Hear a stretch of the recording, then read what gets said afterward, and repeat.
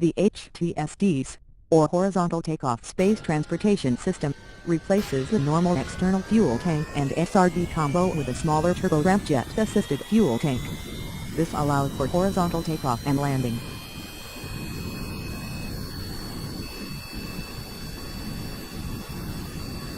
The slow acceleration of the craft makes a long runway a necessity.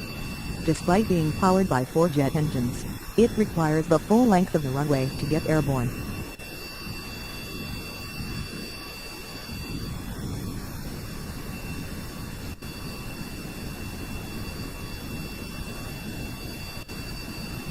The low ground clearance of the attached fuel tank combined with the forward tilt of the undercarriage means that the aircraft must clear runway prior to nose up.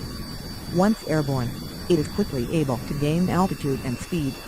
The aircraft is easily able to hold a constant angle of attack and climbs at a constant rate. With a takeoff speed of 225 meters per second, and a top speed in air-breathing mode of around 1300 to 1400 meters per second, the aircraft must deal with a great deal of heat throughout its flight. The heat is dealt with through a series of radiators and upgraded heat tolerance. This heat tolerance will be tested during the more aggressive heating later in ascent, as well as during re-entry. It is important to manage fuel and keep an eye on thrust levels from each of the 4 jet engines. Asymmetric flame out is deadly at these speeds and must be in the back of the mind of any pilot. The intakes for the engines are mounted several places. The intake for the turbo ramjet is at the front of the external tank. The intakes for the Rapier engines are mounted on the top of the wings, allowing them to be out of the re-entry heating area, and at the back of the shuttle where the OEM's HODs normally are on traditional shuttle designs. The center nuclear engine is now activated in LOX-assisted mode, allowing for longer use of the air-breathing Rapier engines. The KSC press have assured that the large amount of radiation spewed out by this engine will not cause countless cases of cancer. Once the air begins to get thin, the turbo ramjet mounted to the external tank shuts down, but the more optimized Rapiers continue operating for a few more seconds. Once the Rapiers lose enough thrust to cause a decrease in velocity, they are switched to closed cycle mode, where oxidizer takes the place of intake air for combustion. This mode is used until the apoapsis is above 120 kilometers, and velocity is high enough to need only a small circularization burn to orbit. The Rapier engines are switched off, and the center engine is left on for course adjustment and altitude maintenance. It will also perform the circularization burn, and in future missions the ejection burns from occur in orbit. Once at around 40,000 meters in altitude, the external tank is jettisoned to decrease mass and aid in re-entry later. The canards at the front of the tank are angled down to help push it away from the orbiter. The large decoupler and separation motors also aid in separating the tank from the shuttle. The combination of the 3 forces means that the tank removes itself cleanly from the underside of the orbiter. The tank has been heat-treated and reinforced to survive the descent back to Kerbin, where parachutes will rest its uncontrolled descent and allow its recovery for future missions. The orbiter is now turning in the upper atmosphere to correct the small deviation in orbit inclination. By burning for slightly longer than needed, the extra energy can be used to efficiently alter inclination by using the atmosphere instead of fuel.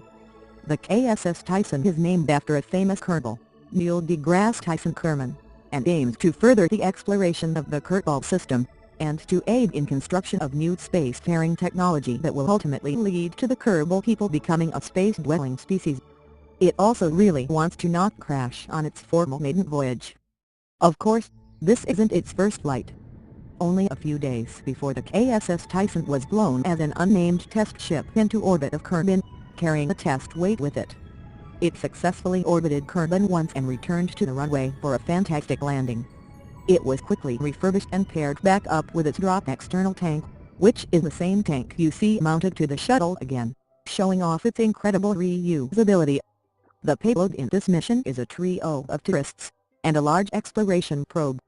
This probe is destined for the planet Moho, the Mercury equivalent in this game.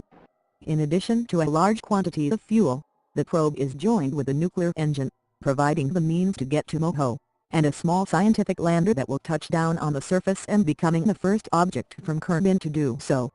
Although the mission technically started at its release from the KSS Tyson, its first maneuver is not for about a month. It will sit in a parking orbit until its ejection burn.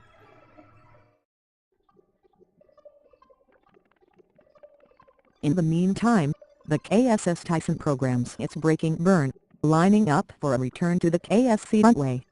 The small burn is made to bring it inside the atmosphere, where it will use a series of high-altitude, high-speed S-turns to slow its descent and line it up to the runway below.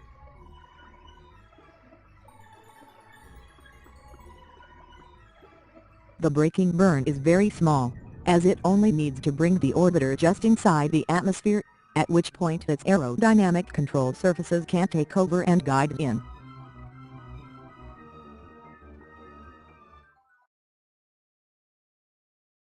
By controlling angle of attack and rotation, the shuttle can alter its path through the atmosphere. Careful control of its path allows it to return to the runway in one piece. The plasma trail left by the shuttle is a fantastic sight to behold.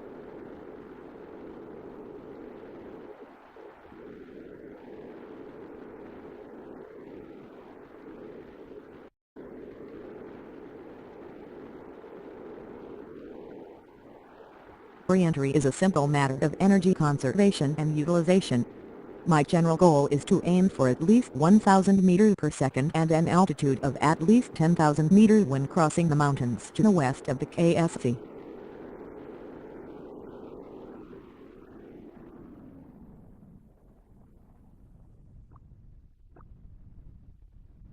After dropping out of the clouds, the remaining energy left over is comfortable, so the pilot must concentrate on lining up the shuttle to the runway as well as lose altitude without causing unneeded stress on the airframe.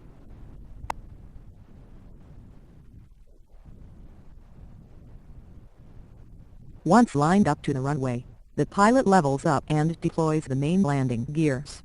Just before the wheels touch the ground, a drone parachute is deployed, greatly assisting in deceleration. A secondary pair of parachutes are available if the shuttle finds itself short on runway space.